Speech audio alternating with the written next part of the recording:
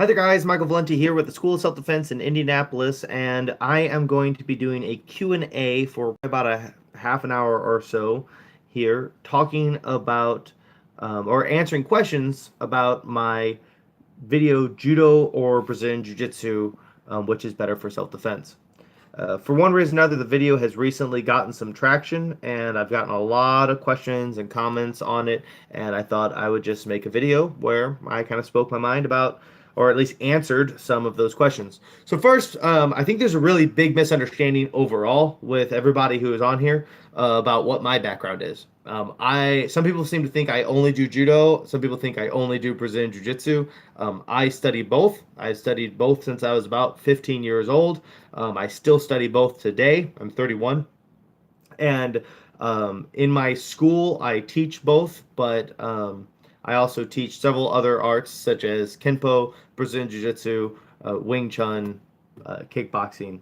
So, yeah, so getting that out of the way, I am not somebody who only does one or the other. I actually study both, and I have a pretty strong knowledge of both. So let's go ahead and kick it off and just start answering some of these questions, or at least commenting on them. So let's see. The first question I see is from Ginger Core 69.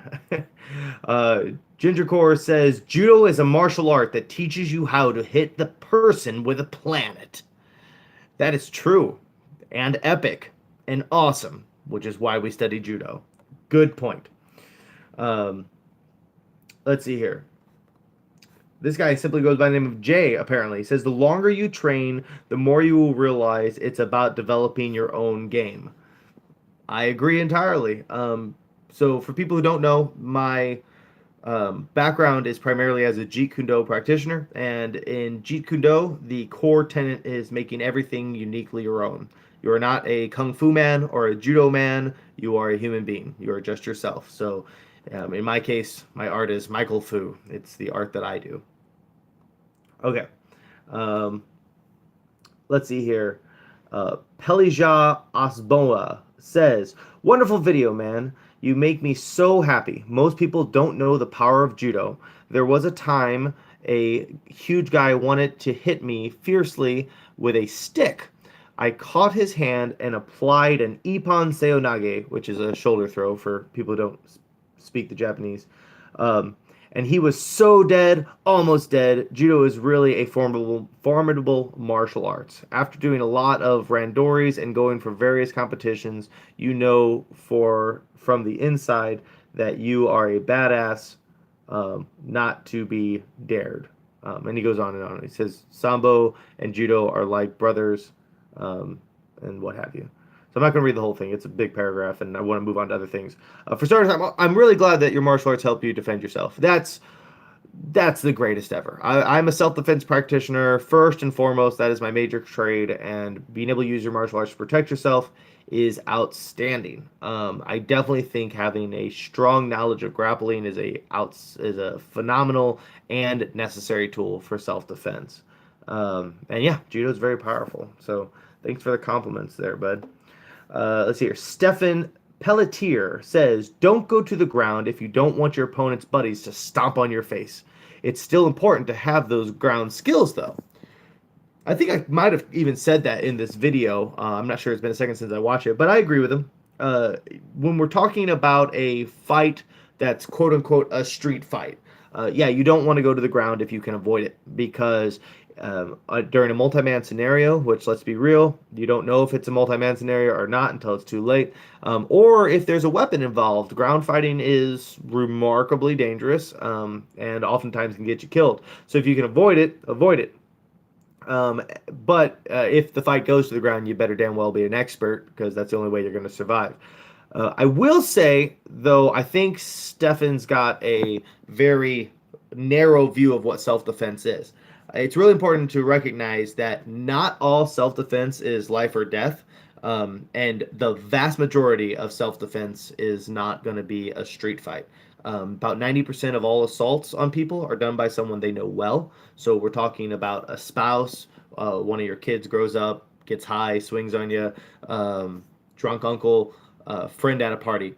That's all also self-defense. And so there are situations For example, say your son does swing on pop, are you going to elbow him in the face and eye gouge him? That's your son. No.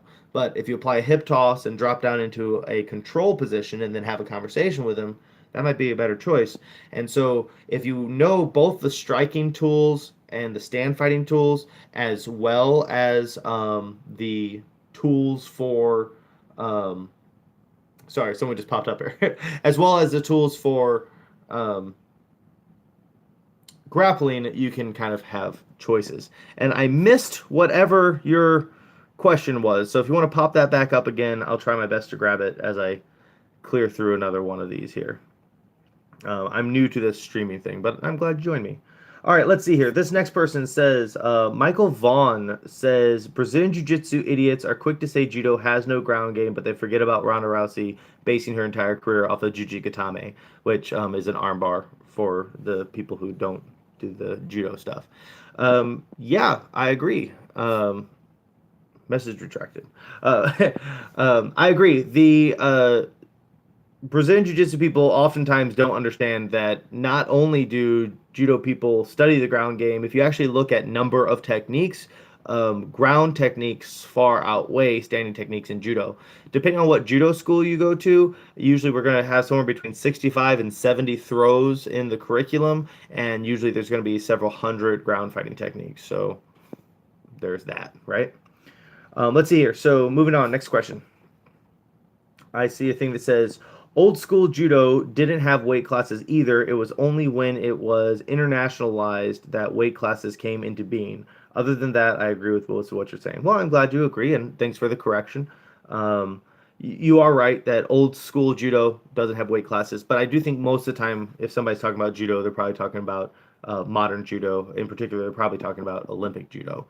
For people who don't know my background, I'm from a background called freestyle judo. Freestyle judo is basically Olympic judo, but we're also allowed to do leg locks and grab the legs and what have you. All right, let's take a look at another question here. So Ronan6 says, as someone who loves and practices martial arts, judo being my favorite to practice and watch, I remember seeing a bumper sticker that one of my instructors had on his car that I will always find hilarious. It was a picture of a judoka in the middle of throwing an opponent, and the words on it said, "You lift weights? That's cute. I lift people." That always cracks me up. That's pretty funny. Yeah. Let's see here. This person's called My Way is it's my way or the highway. So I assume you have an open mind. It says, then I should take then should I take Muay Thai or boxing? Both, no doubt about it. I could make a whole video on that, but that's not what this video is about. But I kind of quick and dirty of it is, if boxing is really has the deepest understanding of distance management of any art I've ever studied, and of course Muay Thai's knees, elbows, and kicks are devastating. So why not learn both? Okay. This is Hasoka Maro. Hasoka Maro says, catch, I assume catchers can wrestling, or catch as you can wrestling. Catch is better. Brazilian Jiu-Jitsu became because has the old judo philosophy and way to promotions. Brazilian Jiu-Jitsu self-defense moves are similar or the same as Kano Jiu-Jitsu self-defense. Judo 100 years was the best art for everything. Now there's a lot of kind of typos here, so I'm having a little hard time understanding it. But let's see here. I'm going to read this here. I feel like Brazilian Jiu-Jitsu practitioners don't realize that BJJ comes from Judo. That's highly annoying. Do you notice that too? Yeah, absolutely. People don't know their history. So that comment is referring to the fact that Helio Gracie and his brother Carlos studied from a guy who went by the fighter's name Count Coma, and he was a judo player. And basically, when the creator of judo sent out his fighters across the world to spread judo, he basically said that judo was for self-development, so he didn't want anyone to fight using the term judo. At least not for money. They could fight to prove the art was good, but they couldn't fight for money. But Count Coma wanted to. So he just called it Jiu-Jitsu when he taught it in Brazil. And so therefore the Gracies called it that. But yeah, absolutely. So the Gracies are the people who founded Brazilian Jiu-Jitsu, and they were studying judo, and they just modified judo. And absolutely, a lot of people don't know that. However, I find a lot of people who are trained by the Gracies do know that, but they are kind of under the impression that what they're doing is this like elevated, very special version of it. And I would say that it's different, but I think you need both. That's a great comment because that is true. A lot of people don't know that. Okay, let's go to another question here. This is John Snyder. John Snyder says, a lot of judoka can't hang on the ground against the average Brazilian Jiu-Jitsu black belt, with some exceptions, but Brazilian Jiu-Jitsu dudes can't always hang on their feet. I will say that my experience would concur with that statement. So I've been studying Brazilian Jiu-Jitsu and Judo since I was about 15 years old. I've played with people from both. I've competed in both, and my experience is that Brazilian Jiu-Jitsu people tend to be better on the ground, and Judo people tend to be more skilled standing up, and that's because of the rules of the sport. When people are competing and people want to win competition, so they focus on the competition.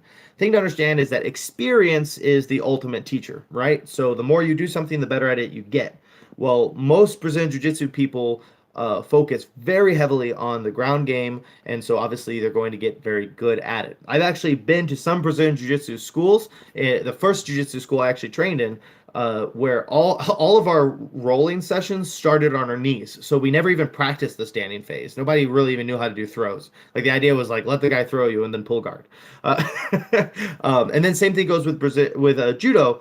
So something to understand about judo is that people don't study judo, if you're competing in judo and someone throws you really definitively, you lose the match. And so a lot of judo players just get really good at throws because it's the fastest way to end the match. However, I have also met on both ends, I've met Brazilian Jiu-Jitsu people who are really beast at stand fighting, and I've met judo people who their newaza is outstanding. So that being like their ground fighting. I'm trying to avoid jargon as much as I can because I know not everybody does the same martial arts that we do. Okay, so I would say Brazilian Jiu-Jitsu people tend to be better on the ground than judo people, and judo people are better standing. Yeah, I concur. I actually had my second Brazilian Jiu-Jitsu coach used to joke about judokas. He said, "Don't ever let a judoka get a hold of you because then you'll lose." Because he's like you'll just get slammed so hard he'll knock you out. So he was a real big proponent of like pulling guard and stuff like that, which I'm not. I don't really like playing that style of game. Let's see here. It says, I hate the fact that modern day judo rules, leg locks are banned. That is really sad. What's your opinion? Oh my God. You're telling me, dude. That drives me freaking nuts. Especially when you studied the Kodokan, because, you have the double leg takedowns and the single leg takedowns, and you have trips. There's so many different tools we use in judo where we are grabbing and touching the legs, and then in the modern rules, they don't let you do that. That's crazy. And it's still a part of the curriculum. I'm still required to learn it, but you're not allowed to touch it. And leg locks, not allowing leg locks, that's ignoring half of the body. Some people think that they added those rules to prevent Sambo people from dominating judo tournaments. What do you think? But like I said, my background, my black belt's in what they call freestyle judo, which is still Kodokan judo, but it does but you also have the leg locks and the leg takedowns and things like that. I think it's really important to understand it because otherwise you're ignoring half of the human body, and that seems very foolish. You want to really dominate someone else's guard, learn leg locks, and then suddenly the guard isn't so scary anymore. All right, let's see. This person says, one question. Once you are on the ground, would you say Brazilian Jiu-Jitsu has more of an advantage? I heard Judo is more for taking down a standing opponent, while Brazilian Jiu-Jitsu is more for groundwork. Once again, it kind of goes back to the same thing I was saying before, that, the Brazilian Jiu-Jitsu, because of how much they focus on grappling, they're on ground fighting, they're going to get better at ground fighting than someone who divides their attention between ground fighting and stand fighting. So you kind of think about if you're going to have someone wire your house, do you want to hire an electrician or do you want to hire a dude who does a lot of different stuff? Obviously, the electrician is going to do better because that's his specialty. someone who studies Brazilian Jiu-Jitsu has a very, very, very specific set of tools that they really try to hone into perfection. And same thing goes with a lot of people, like in judo. Um, I will say that one of the biggest differences between Brazilian Jiu-Jitsu and Judo really stands out as far as their skill set is concerned, is a Judo player feels very uncomfortable on their back. And that stems from the rules of competition judo. In competition judo, if you're pinned down for about 20 seconds, you lose the match. And so getting stuck on your back, um, getting stuck on your back in judo will make you lose. But in Brazilian jiu-jitsu, that you don't really even lose points necessarily if you're on your back, especially if you're holding guard. So you'll see they're a lot more comfortable on their back. So that gives them a lot of tools to play with as far as winning from the bottom of the fight, because a lot of judo players are going to scramble till they're blue in the face to try to get out from under that control. So I would say, generally speaking, yeah, a Brazilian Jiu-Jitsu person would have more of an advantage on the strictly ground fighting. But I will also point out the fact that whenever I compete in Brazilian Jiu-Jitsu, if we're starting on our knees, it's normally a pretty good match for me. Whenever we start standing and I can use my judo, usually I land them in a position where I can control them, and it's a very easy submission right after that. So I will say controlling the takedown is almost half of the ground game if you know what you're doing. That's just been my experience. Maybe you have something different. Okay, Kevin Canada or Condina. Man, I'm bad with names. I'm sorry, guys. Anyways, Kevin says the harsh truth is that the best approach to self-defense or a real-world encounter is to be experienced in a variety of martial arts. No one form will ever prepare you for the street, so work on your boxing, kicking, throws, and ground game. You need them all. I agree. My background primarily, first and foremost, is as a Jeet Kune Do practitioner, and Jeet Kune Do is all about basically taking a very scientific approach to fighting and having really no biases towards anything other than efficiency. And so it's all about personal development. And when you're talking about self-defense, we're talking anything could happen because there's no rules. And so if you don't know how to strike, you don't know self-defense. If you don't know how to grapple, you don't know self-defense. If you don't know how to utilize weapons, you don't know self-defense. So you really need to know how to, using striking tools, using grappling tools, and using actual weapons in order to consider yourself a self-defense practitioner. Let's go to another question. Let's see here. So Gate 2 Ion says, my friend who's been doing judo for about 15 years and BJJ for 3 years said Brazilian Jiu-Jitsu is overrated, and he's won every match beside his last one, where he won every match and took third his blue belt in Brazilian Jiu-Jitsu and beat all the BJJ black belts. Okay, that's an interesting thing to say. So I would definitely argue that that is not a fair representation of either art, because in order to represent both arts, you'd have to create a situation. And I don't know how the situation would be made, but you have to create a situation where the same person started the two different arts at the same time, and then they practice those arts for the same amount of time and then compete it with each other without any knowledge of the other art. Because if you're talking about this guy's got 15 years of judo training and 3 years of Brazilian Jiu-Jitsu, so that's 5, 6, 7, 8, so that's 18 years of martial arts training. In most Brazilian Jiu-Jitsu schools, he would also be a black belt by that point. Most Brazilian Jiu-Jitsu schools are talking about 10, 15 years of training before you get your black belt. So it wouldn't surprise me if somebody studied judo for 15 years and Brazilian Jiu-Jitsu for 3 years that they could be black belts in Brazilian Jiu-Jitsu. That actually makes a lot of sense. I think that's more just a testament to how profoundly powerful it is to study both. I think you should study both if you can, if you have the finances and the time. I don't think that him studying judo for 15 years and then Brazilian Jiu-Jitsu for 3 years, and then saying Jiu-Jitsu sucks, I don't know, it's missing something. That's not a really good scientific study. You'd need some sort of control. All right. So Jake Holmes says, I wish Gracie Jiu-Jitsu was more popular and existed in more cities. I agree. But sadly, all you find is MMA gyms and Brazilian sports jiu-jitsu. Cities are flooded with those. It's like you get a black belt, do a few tournaments, and then they immediately open a gym and claim self-defense, but only teach sport. Ooh, now we're talking. Now we're talking my language. So my school is the School of Self-Defense in Indianapolis. Like that's not me being ridiculous. That's literally the name is the School of Self-Defense. And so our specialty is self-defense. And I take great issue to somebody who studies a martial art that wasn't designed for self-defense and calling it self-defense. Let me explain. To me, there's three distinct fields of study when it comes to martial arts. You have traditional martial arts, and so those are going to be like karate, kung fu, what have you. Then you have competition or sports martial arts, and so that's going to be like kickboxing, taekwondo, boxing, wrestling.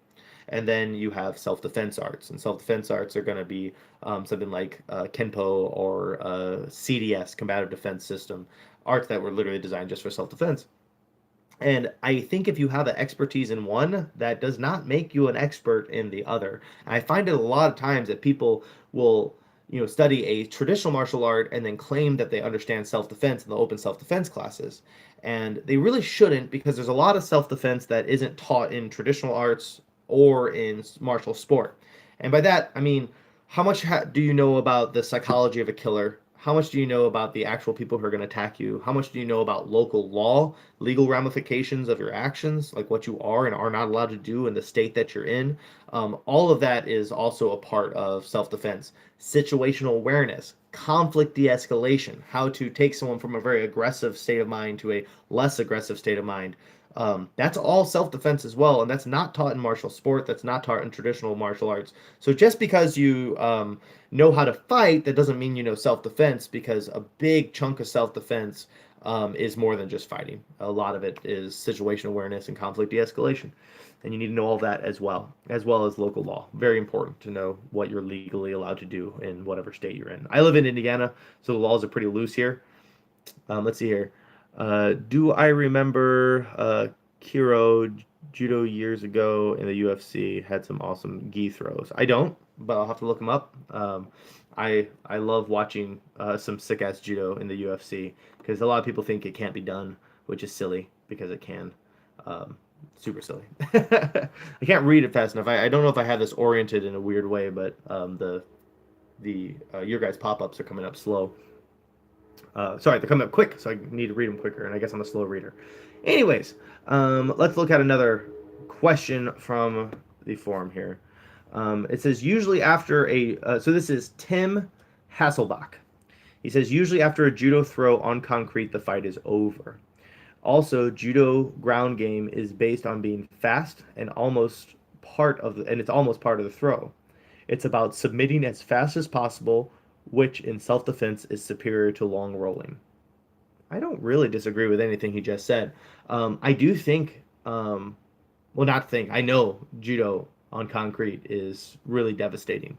People don't know my background is I used to take part in competitions when I lived in Mississippi in which we would fight on concrete, and a lot of time a well-placed throw would end the fight because when they land on that concrete, it's pretty freaking devastating. There was actually one fight that I won with just ogoshi, a hip toss. That's all it was. Came out, did a hip toss, landed on concrete. He gave up. It hurt.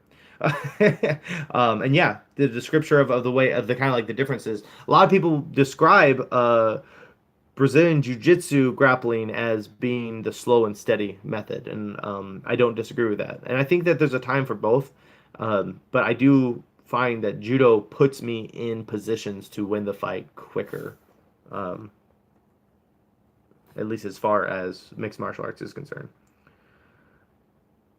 So this person says, Kenda says, judo and Brazilian jiu-jitsu are not effective in the street. 2 versus 1 and you are destroyed.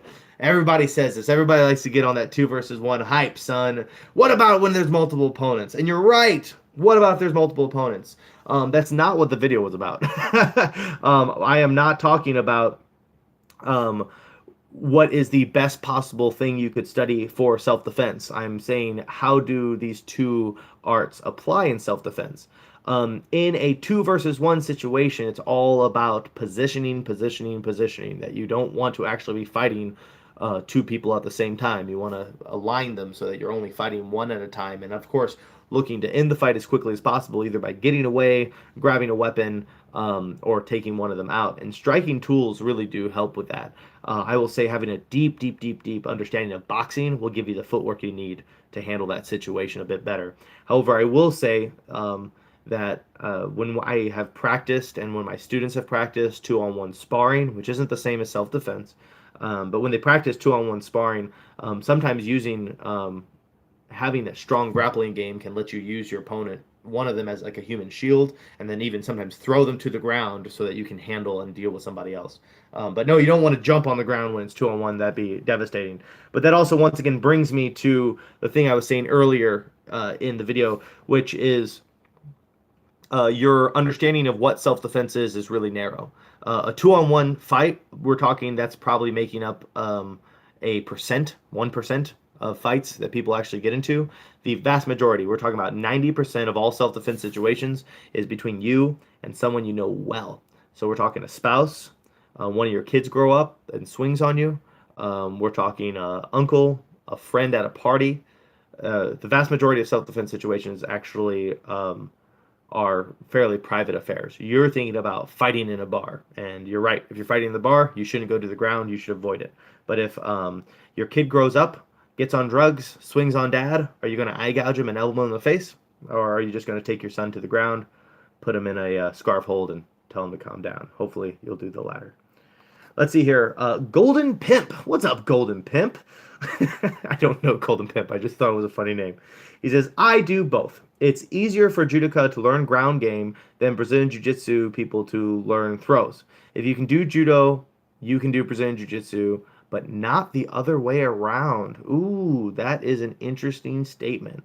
I don't know. What do you guys think about that? Because I don't have much of an opinion on that because I studied Brazilian jiu-jitsu and judo at the same time. So for me, I kind of grew up doing both. So I would not know which one, if Brazilian Jiu-Jitsu people can't possibly learn judo. But I would tend to say that when I work out with Brazilian Jiu-Jitsu people, they're incredibly intelligent and they're outstanding athletes. So I don't know why they couldn't learn how to do clinch work. There's just, they're going to be a little bit behind what their ground game is. That's all. And luckily they'll have a good ground game. So until they get good at throws, they can back it up with some good newaza, which is the ground fighting stuff. Excellent explanation. Thank you so much. You're welcome, Ju Jung. I think that's what the name is. Let's see here. Perry Pelican says, why not use both? I agree. Why not use both? I like them both. Let's see here. Russ Ian Folk Tales says, either one if it allows you to finish the fight in 30 seconds.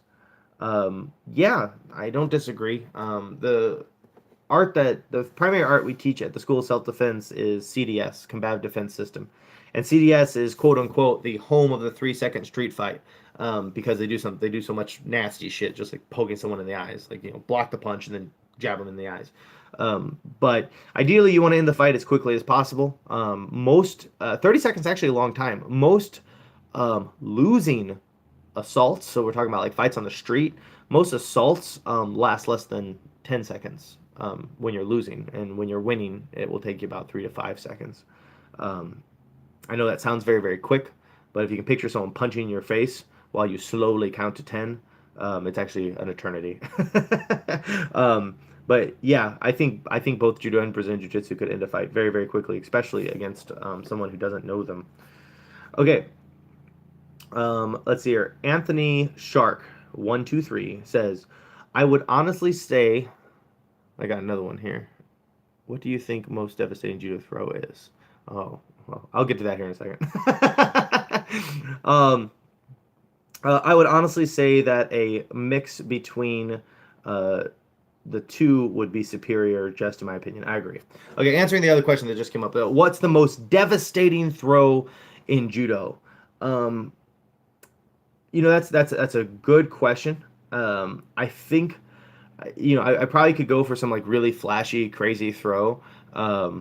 but to be honest, if you sacrifice a hip toss, so that is one of the. I'm still talking jargon. I'm trying not to talk jargon, but I'm still talking jargon. If you do a hip toss and you land on top of them as you do the hip toss, so you stick to them like glue, boom. That shit, I have ended a few fights with that throw. It is very basic but incredibly devastating because I weigh about 200 pounds, and so when I land on your chest, Lord have mercy, it's really really horrible. I also I don't do it anymore, but I used to do a version of kataguruma, some people call it a fireman's carry, in which I would get them up, and then while they were going over the shoulders, I would do like a little hop. And as I would hop, and that little hop would make them fall from an even higher place. So that is a couple examples of really devastating judo throws. But a good old-fashioned hip toss is a monster, and it does a hell of a lot of damage if you know how to use it. All right, so let's see here. Darlog System says, well, it's probably not valid and a pretty stupid point, which I will get a lot of hate for, but Kodokan Judo has evolved from Jiu-Jitsu. Whoa! He's right. So Kodokan Judo came from Japanese Jiu-Jitsu. But when we say Brazilian Jiu-Jitsu, we are not talking about Japanese Jiu-Jitsu.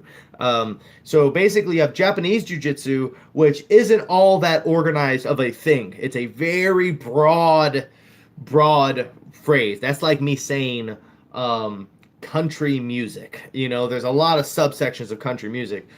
Japanese Jiu-Jitsu is this huge house of techniques. And Judo itself comes from Japanese Jiu-Jitsu, because when the creator of Judo was he was good at Jiu-Jitsu, but during his time period, Jiu-Jitsu, Japanese Jiu-Jitsu, was considered something that only like thugs and criminals did. And so in an attempt to still practice Jiu-Jitsu but make it a little bit more legitimized, he turned it into a study as opposed to a fighting art. So Jiu-Jitsu would mean the gentle study, Judo would mean the gentle way. And so when he created Judo and presented it to the Japanese government, he didn't present it as a fighting art. He presented it as kind of like a sport that people would use to study human anatomy and physics and respect and that whole 9 yards, which is why there's so much like respect and tradition in Judo. And he also presented it as like a Japanese art to like, aha, let's hold this up. And so yeah, so you have the Japanese Jiu-Jitsu gave birth to Judo, and then Judo goes to Brazil and becomes Brazilian Jiu-Jitsu. So yes. That's all I gotta say. There's not a lot there. All right, let's see here. Maliki Devlin says, would it be fair to say that old school Brazilian Jiu-Jitsu is very much like its ancestor, traditional Japanese Jiu-Jitsu? I train TJJ, which would be traditional Jiu-Jitsu, and we are all rounders, mainly standing, striking, locks, throws, and a little grappling. However, a judoka will outthrow me, a boxer will outbox me, and a Brazilian Jiu-Jitsu guy will easily outgrapple me. So the question is for self-defense. Okay, so there's a lot to unpack here. So first thing he says, would it be fair to say that old school Brazilian Jiu-Jitsu is very much like its ancestor? Maybe. I would say no. I say that there's a lot more emphasis on actual competitive training. That's one thing that makes Judo and Brazilian Jiu-Jitsu so damn effective is randori in Judo and rolling in Brazilian Jiu-Jitsu. It's the exhaustive amount of non-cooperative training that they do with each other. That I'm trying to throw you, you're trying to throw me, and we don't want to throw each other. I say that all of these arts have very similar things. There's only so many ways you can twist the body. So if you study catch wrestling, it looks like Brazilian Jiu-Jitsu. If you study Sambo, it looks like Judo. If you study Greco-Roman wrestling, it's all kind of the same thing. So I would say on that wide spectrum, they're similar, but I would say that Judo and Brazilian Jiu-Jitsu are far more similar to each other than Brazilian Jiu-Jitsu is to traditional jiu-jitsu. So let's see here. And then he's saying traditional jiu-jitsu is more well-rounded, but ultimately he's kind of saying it's like a jack of all trades, but a master of none. I've not had a crap ton of experience with traditional jiu-jitsu, so I can't speak to that. But I will say, if you have someone who specializes, they will always be better at their specialty than you. That's the reason why it is important to have a well-rounded arsenal. Because if you're better than me at grappling, well, then I'm going to use my grappling skills to prevent you from grappling me so that I can hit you. And if you are better at me at striking, then I'm going to utilize my striking knowledge to get into the clinch with you, put you on the ground, and make you a white belt again. That's the idea, at least. Don't fight them where they're best, fight them where they're worst. Unless you are Goku, in which Goku would want to see how he did against your best. But I did that once and I got hurt really bad. No, I had this was when I had about 6 months of Brazilian Jiu-Jitsu training, and I decided to have a competition with somebody who'd been doing it for 5 years, and I lost, because that's what happens when you have 6 months of Jiu-Jitsu training and you try to grapple with someone who has more experience than you. Any tips on improving your grip strength for judo? Yes! That's an awesome question, actually. I'm going to fly off camera real quick just to show you one of my favorite things. So, I didn't even fly off camera. I'm right here. So this, it's a tissue paper. So a lot of people, when they first start studying judo, gripping is really, it hurts their hands a lot. And so what I recommend for people is that they take a piece of tissue paper or a paper towel and they ball it up and they just put it in their pocket, and then throughout the day, they just occasionally spend some time squeezing the shit out of it. And just squeezing hard for as long as you possibly can is going to build up that endurance muscle that you need to hold on to this. Just give yourself something to grip onto. The other aspect is, a lot of folks, when they first start learning to grip, or they first start doing any kind of gi-based martial art, is they grip with their first 3 fingers. They grip like this, and then they lock down the rest. But if you grip with the bottom 3 fingers first and then roll it in like this, that will give you a better grip than this way. So if you're trying to improve your grip, just a simple tissue paper in your pocket and gripping the shit out of it all the time, and in particular, put it towards those bottom 3, because that's actually, if you actually look at these muscles, this muscle's pretty big, but this one's actually quite large too, so you want to utilize that. So grip from the pinky forward, just like that. Let's see here. I think I have time to take just one more question, and then we'll go ahead and wrap this up. Okay, so David says, I do no-gi Brazilian Jiu-Jitsu, and it has wrestling too. I hate the gi, and judo scares me because I hate throws. The gi Brazilian Jiu-Jitsu has too much grips, guard, and is too complex and more of a sport. So there's a bit to unpack there. Hopefully we can get it in before it's time to end the stream. So first he says he hates the gi, and throws scare him. I would say that if throws scare you, then you definitely should learn how to break fall, because if you know how to break fall, if you know proper falling technique, being thrown doesn't hurt that bad, as long as you know how to fall properly. So if you are in a Brazilian Jiu-Jitsu school and you've not been taught how to fall properly, you might want to find a different Brazilian Jiu-Jitsu school, because that should be a part of their white belt curriculum. It should be one of the day 1, day 2 things they teach you, is how to break fall. Judo, Brazilian Jiu-Jitsu, wrestling, any grappling art, you'll learn how to fall without getting hurt. The other thing also is, if you get really fucking good at throws, it's going to be a lot harder to throw you. So get good at throws, and then you won't be so easy to throw. Let's see here. It says, next part, it says, the gi Brazilian Jiu-Jitsu uses too much grips, guard, and is too complex. I wouldn't say it's too complex. I actually like the complexity of the gi. Yes, it has more grips, and yep, it's much harder to get out of guard when when you're wearing a gi, for sure. So I'm not really going to disagree with that. But the part here that I'm kind of perplexed is, you say it's more sport. I would disagree. This is big. Everybody always shits on the gi. Everybody gets upset about the gi because they say the gi is not self-defense, because you don't walk around wearing a gi. You also don't walk around shirtless and in tights. I know if you live in like California or in Texas, it's probably a different thing, but I live in Indiana.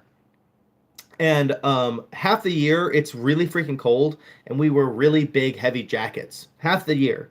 So studying the gi, I think, is important because I can understand and learn how my jacket can be used against me, how I can use my jacket against someone else, and I can use someone else's jacket against them. So I don't think that learning the gi is somehow not self-defense.